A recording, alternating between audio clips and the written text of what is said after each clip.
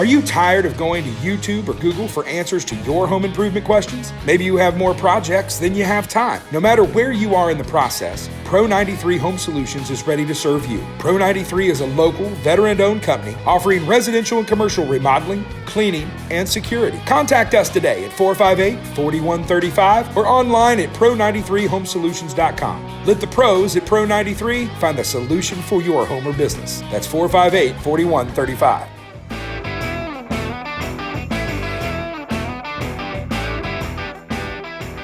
Happy Saturday, everybody. Welcome to Home Solutions. Hope everybody's having a fantastic end of your week, start of your weekend. Dennis Purvis here with you, as always. It's your area's only local home and garden show.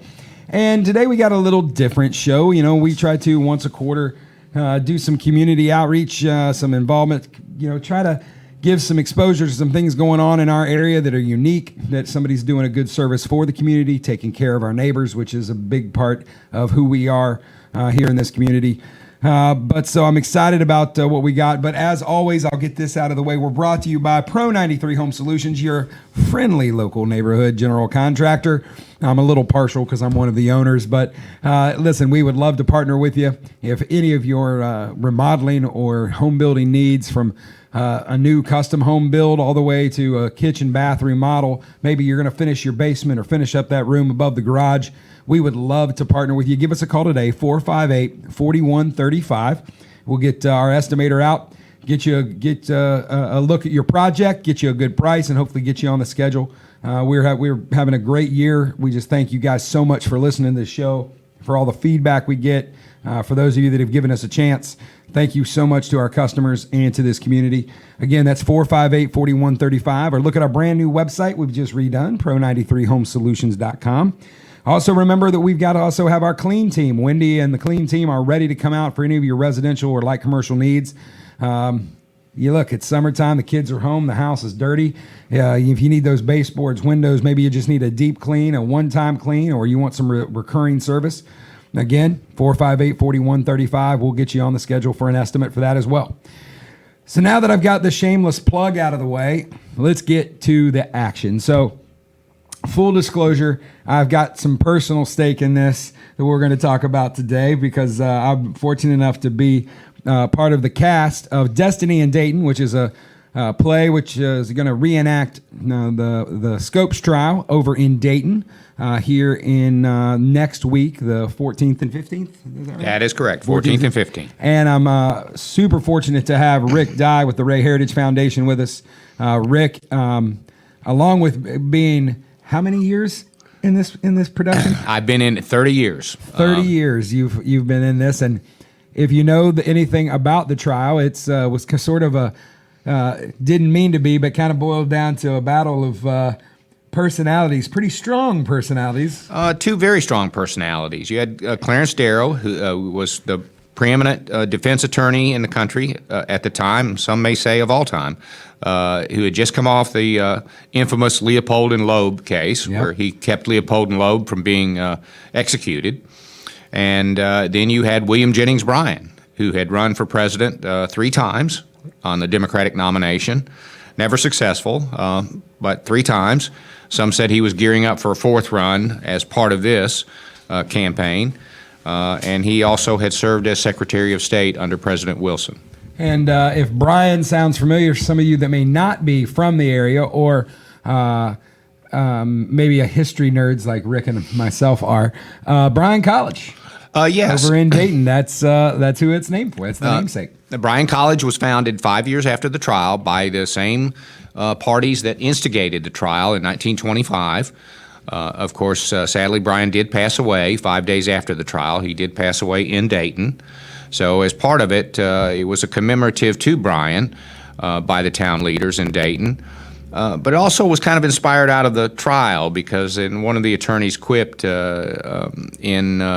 as they were trying to block the expert witnesses that the defense had brought in, said, if you want to educate us, build a college on that hill.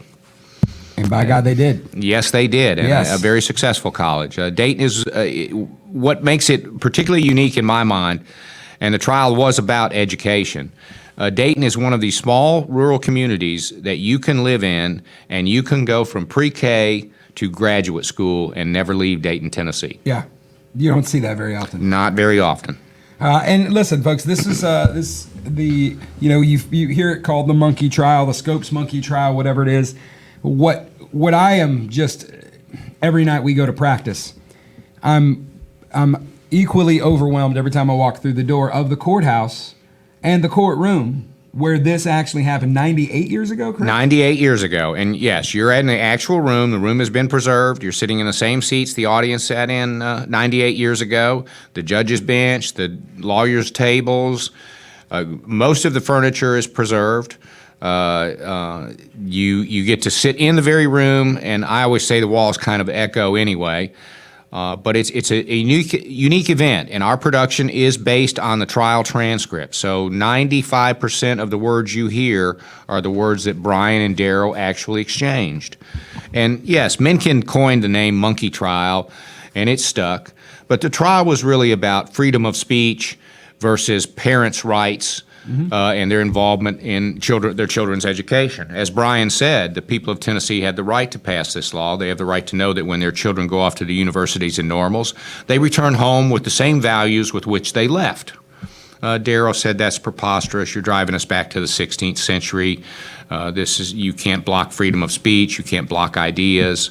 Well, what's crazy is 98 years later, it's so crazy how prescient the same conversation is today. The same conversation. We just had a major election in Virginia that was based 90% on parents' rights to be involved over activities that began in Loudoun County. And one candidate said parents don't need to be involved in education. The other one said that's absurd, and the other one won. Yes. So, folks, this is it's again, Rick and I are biased. We're a part of this, but I can tell you. And just so, if you've never been there to the courthouse in Dayton, this is not a little bitty courtroom. This is the largest courtroom in the state of Tennessee. Yeah. It up until the new Justice Center was built and the court system moved. This was an active courtroom up until 2020, Daryl said it was the largest courtroom that he had ever practiced in. He was somewhat in awe of it. And for those of you that are wondering, is this something I want to see a production in? What I can tell you is, our director Dan Buck and I are friends, and we've he has directed in lots of theaters, lots of productions all over the place, and it's almost set up dimension-wise, kind of like a black box theater. It's almost the same kind of dimension as one would be. It's got a raised kind of platform, stage, if you will, where the attorneys sit. It's not a bench, so to speak, that we're used to with a judge. It's more of a very ornate, old, regal-looking desk.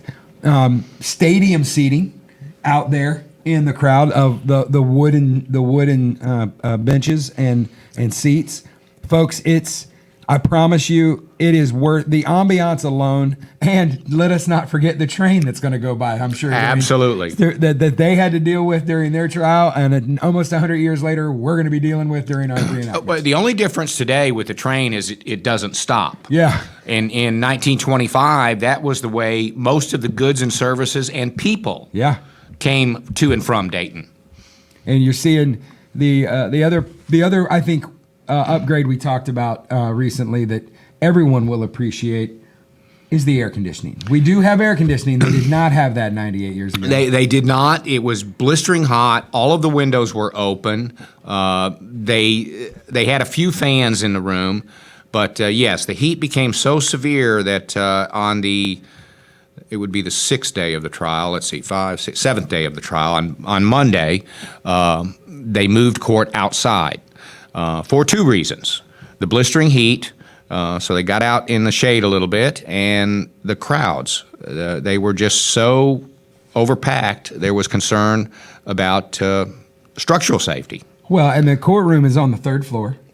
Second floor. Second floor, and then there's you were telling me there were folks on ladders because the windows were open. Yes, because the windows were open and you could not get any more people into the actual courtroom, people propped up ladders around the outside so they could look through the windows.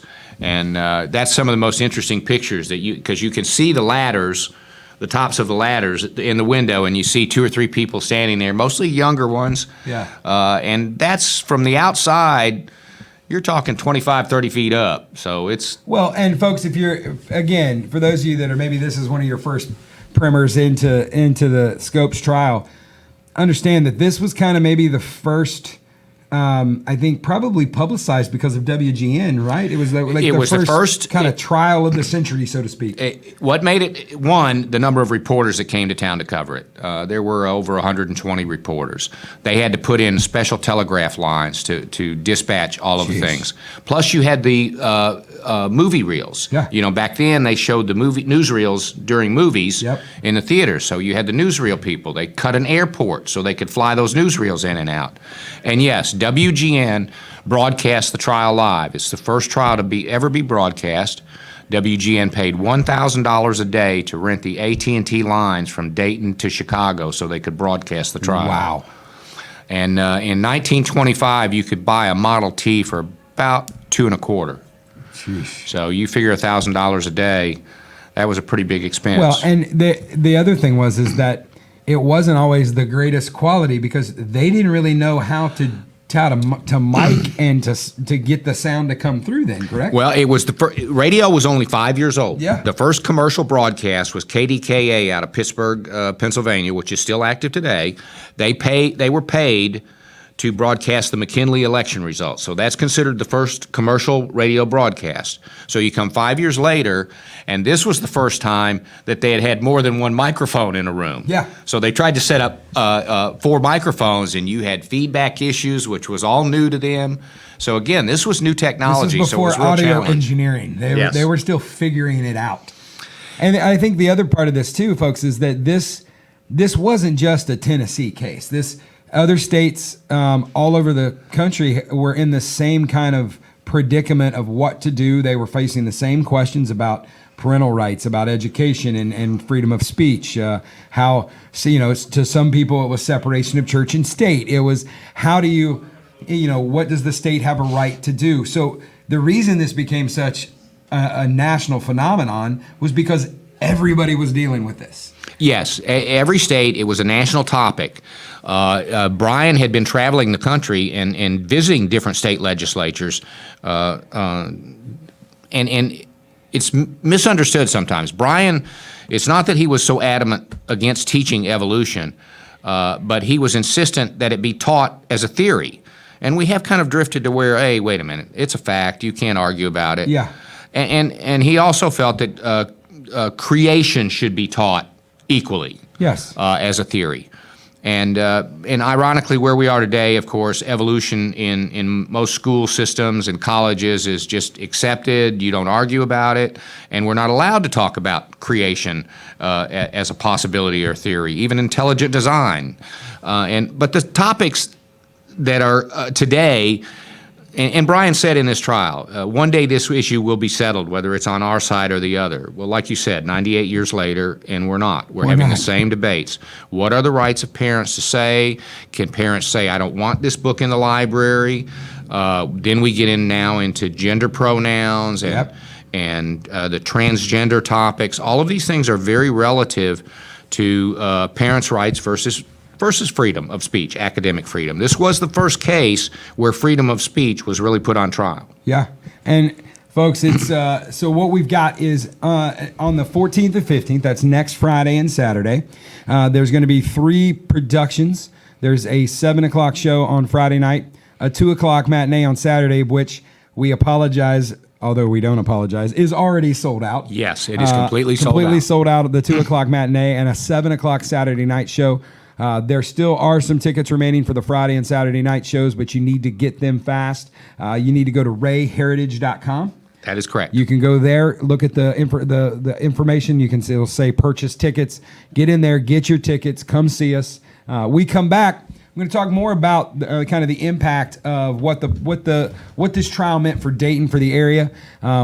We've got a centennial coming up that I know you guys are planning for, and there's also a bunch of festivities Friday and Saturday around this production and around the weekend. So stay with us. Thank you for listening. Don't touch that dial. We'll be right back. You're listening to Home Solutions right here on Mix 104.1 and 101.3 The Buzz. Are you tired of going to YouTube or Google for answers to your home improvement questions? Maybe you have more projects than you have time. No matter where you are in the process, Pro 93 Home Solutions is ready to serve you. Pro 93 is a local, veteran-owned company offering residential and commercial remodeling, cleaning, and security. Contact us today at 458-4135 or online at pro93homesolutions.com. Let the pros at Pro 93 find the solution for your home or business. That's 458-4135. Welcome back, everybody. You're listening to a special edition of Home Solutions. Today, we're talking with Rick Dye from the Rhea Heritage Foundation, Preservation Foundation. I believe I got it right that time. That's it. And we're talking about it's a big weekend coming up next weekend, July 14th and 15th, over in Dayton. Everything's kind of centered around the courthouse there. We've got the Destiny in Dayton. It's a play that's a reenactment of the Scopes trial that Rick and myself are both going to be a part of. And I'm just a minor bit player in this, but Rick is actually playing Clarence Darrow himself. So the fact that he's even here and not studying his 5,000 lines right now is a testament to how much he loves what he does and how much he loves, preserving the things that have kind of made Dayton who they are and who it is. So Rick's got a lot on his plate, but I can promise you, he is a wealth of knowledge, a wealth of information about this. He loves what he does. So, Rick, we've talked about the play. We got 3 shows: Friday night, Saturday matinee, Saturday at 7. Just if you are looking for tickets, again, that Saturday matinee at 2 o'clock is already sold out. There are 2 shows remaining, Friday and Saturday night at 7. If you want tickets, grab them at rayheritage.com. There are a few left for Friday and Saturday, but folks, it's not just the play. I know, Rick, you were telling me there are lots of festivities starting on Friday night, right? We start out on Friday night with the Evolutionary Cruise-In. It is a free car show. Bring your classic vehicle, your pride. Come down. You'll get to show it. We have an incredible trophy that we've acquired that will be given out for the car show. And again, this is free. This is free. And then we, at 7 o'clock, for those who are not interested in attending the play or what have you, we will have a local entertainer, Wade Sims. Who's very good. Yes, he will be performing on the Exit Realty stage, which will be at the Market and Main Street location. So that will provide plenty of Friday night entertainment for the whole family. Then on Saturday, we have beginning from 11 to 4, we have a children's area that includes for the aspiring archaeologists. We have a pit where they can dig for actual fossils, and then we have a pit where they can dig for various minerals. We hope that it'll be educational. They'll learn to collect all of the various fossils and minerals, and that's sponsored by Corps Academy of Sciences in Ray County. And we have with the UT Extension and the 4-H organization in Dayton, we will have a BB gun and archery skills area. There we go. Where children from, basically it's oriented for 10 to 15-year-olds to learn archery and BB gun skills. We'll have a cornhole competition sponsored by RC3. That is the only paid event because they have some prizes in that, so you can pay to compete in the cornhole tournament. They will also have some children activities. The Clyde Roddy Library will have a reading area and children's activities. We hope all of that, again, bring the kids down. You got grandkids or several children. All of it is free for the kids. We want everyone to have fun. For, shall we say, the older crowd, choose my words carefully, but we have for people our age. Just tell them. Right? We have a blacksmith, we have a basket weaver, we have some quilts. Also, I've almost forgot to mention on Friday afternoon, there will be 3 garden clubs, which does include a garden club here from Cleveland and 2 from Dayton, are putting on a special show at the New Union Baptist Church and it's titled "Flowers of the Scopes Era," something to that effect. Forgive me, ladies, that I don't get it exactly right, but that's something else that we'll have going on. So we have lots of entertainment. We have just secured. We have a carriage company that can take 10 people at a time. To offer tours of the historic downtown area and an explanation of what it was in what building in 1925 and so forth. So we have entertainment all day long for the whole family. And the museum, and a lot of folks don't realize there's a museum there at the courthouse as well, correct? Yes, the museum will be open. It is a museum not only of the Scopes trial, but many other things of interest about Ray County and the history in Ray County. So it's a very well put together museum, yes, very well and it was completely updated. I want to say about 6 or 7 years ago, completely renovated. So that is a treasure, and it's a good visit, good educational visit. So, folks, if you're listening, if you're looking for something fun and kind of, even if you're in the Cleveland area, you're talking about 30 minutes up the road. Chances are, if you're hearing this and listening to this, or if we forgot watching us on Facebook, hey Facebook world, get this out. Bring your friends, your family. Come on out. There's plenty to do. It's going to be a fun couple days. I know I saw in the windows just driving through this week a bunch of the vendors and shops downtown Dayton are kind of getting ready for gearing up and getting ready for this too. It's just another kind of a fun, family-friendly, but also educational thing to do. And I could tell you, folks, I've learned. I thought I knew a lot about this until getting involved with this. I can tell you, it is fun. You can see why it is a source of pride for Dayton because of what this meant. And again, as we've talked about several times already, the fact that the real debate that was going on in this trial, we're still having 100 years later. Absolutely. It's funny how the monkey trial sticks because monkeys are very seldom mentioned in the entire transcript. It is against those core arguments. And what's crazy is both sides agreed that it wasn't about man coming from a monkey at all. Absolutely. Darrow and Brian, neither one of nobody was trying to say that's what was happening. But H.L. Mencken, he had a good way of twisting words. It's called branding. Yes. It's called branding. He found the thing that stuck. Well, he said his criticisms of the community still have a little burn with the folks in Dayton. He said if the South is the Bible Belt, Dayton must surely be the buckle. Yeah. So he had very harsh words about it, but that was a one-sided view, and we hope that we open up discussions where both views get explored. Also, what we will have several authors that should be present. Randy Moore, most recently, his book that just came out, The Scopes Monkey Trial, America's Most Famous Trial and Its Ongoing Legacy. Dr. Moore is actually a biologist, but he's written several books on the trial. And so people that want to learn more, that get into the history of it, we will have options available for them. And we have links on our website for people who want to read up. It's always interesting that so many people show up thinking they're going to see Inherit the Wind. Yes, Inherit the Wind. Or as they call it in Dayton, the other play. The Scottish play. Yeah, the Scottish play. That's it. Of course, Lawrence and Lee had an intent when they wrote Inherit the Wind. It's a very powerful dramatization, and they were after Senator Joe McCarthy because they had friends red listed by McCarthy. And so the trial itself was a publicity stunt. It was intended to bring people to town, to drive business. Dayton was in an early depression in 25. The largest employer, Dayton Coal and Iron, the mine was playing out. There'd been an explosion at the blast furnace. There'd been a couple of cave-ins in the mines, and they were laying people off. So they saw this as an opportunity to get some publicity, bring some people to town, and they got some of that. Not as much as they'd hoped, but it was set up. It was carefully planned. Scopes volunteered. He did have a strong position in it. He made that very clear.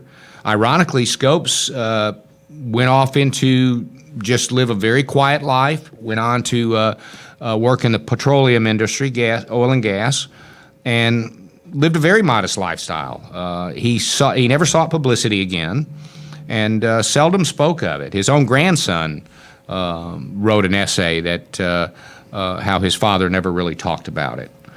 Grandfather, excuse me. So, but again, we have many options available for people who would like to know more and be more educated on it and educated on the issues and the players and the discussions. Some real interesting characters come to life in this event. Yeah, and if you take a look, if you go to rayheritage.com, that's RHEA heritage.com, not only can you get information about the festivities, about the play, but there's a digital playbill on there where you can see sort of kind of some short bios if you want sort of the Cliff's Note version of who's going to be represented in there. There's a nice little bios in there to kind of tell you a little bit, not just, there was Darrow and Brian, but there was also some pretty substantial legal minds in this. I know the character I get to play was one of the founding members of the ACLU out of New York. You had Malone, who was a prestigious lawyer in his own right. Yes, and he served as Brian's Undersecretary of State. Yes. So he had a prominent career. And I think one of the things, Rick, that I've enjoyed getting to know you through this and the stories that you've told and kind of the kind of wealth of knowledge you have is, even though they were on opposite sides, and if you want to talk about where our country's kind of shifted. Well, this is an area that has changed. Yes, has changed. While the debate hasn't, how we debate surely has. Is that Darrow and Brian, when you see this play, you're going to think they were mortal enemies. You are going to think that Malone and Brian hated each other. You just said Malone served as his Undersecretary of State. And Clarence, just tell a little bit about, like, after some of the trials, these guys were going out. These people would argue with all of the passion and all of the energy they could muster from 9 until 4. Yeah. Then they would go break bread, have dinner. In fact, a local attorney, Ben McKenzie, very prominent, former Attorney General, was on the prosecution side. He and Darrow met during the trial and remained friends for the rest of their life, even though they had some of the most as polar opposite. As McKenzie referred to Darrow as being profusely ugly in the middle of the trial. But these gentlemen, they would finish court every day. They would leave the court, walk across the street to McKenzie's office, where McKenzie had a bottle of quality gin driven in by taxi from Chattanooga. And remember, this was the height of Prohibition. Yeah. And they would have a drink in McKenzie's office each evening. The McKenzie family visited the Darrows in Chicago multiple times. Darrow returned to Dayton for a fishing trip with McKenzie. And so, yes, these people put forth their best argument from 9 to 4, but in the evenings they had dinner together, they had civil conversation, and they remained respectful of each other. If only we could learn something from that behavior, huh? What you're saying is they could be in different tribes, but still find a way to coexist and be friendly and polite to one another. Well, and even Darrow's words about Brian when he passed were not harsh. He was very respectful of Brian, that he was passionate in his beliefs. He disagreed with him, but he had respect for the man, and that he stood his ground. And at the end of the day, if we're going to teach our kids anything, it's a pretty darn good thing to teach them. Well, I think there is a good lesson of respect that can come out of this play if you sit through it and you listen and pay attention. And I think that's a valuable lesson that people can take going forward from this. Well, listen, folks, we got just a little bit here left. Rick, first of all, thank you so much for being here. Thank you so much for what you do over there in Ray County to preserve that, not just for Ray County and Dayton, but for Southeast Tennessee, because it has become sort of it's one of those big historical markers here that makes us kind of who we are. And folks, don't forget, next weekend, 14th and 15th of July, get to Dayton. Friday night, all kinds of festivities with the Cruise In. The Garden Club will have their show. We've got Wade Sims is going to be out there doing music. And then we've got 3 productions of the play starting on Friday night at 7, Saturday at 2, and Saturday at 7. But fortunately, that Saturday matinee sold out already. So please, please, please, if you're hearing this today, go to rayheritage.com, get your tickets. You don't want to miss out on that Friday or Saturday night show. And then Saturday, all-day events, everything for kids, for adults. They're going to have carriage tours. It's just going to be a fun day of celebrating not just history, but something that kind of put Dayton on the map. So, Rick, again, thank you for what you do, and thanks for being here, man. Thank you very much. Good luck learning your lines between now and next week, finishing those up. Guys, we'll see you guys soon. Remember, go home, love on your family, love your neighbor, and remember, we're all in this together. We'll see you guys next week. You've been listening to Home Solutions right here on Mix 104.1 and 101.3 The Buzz.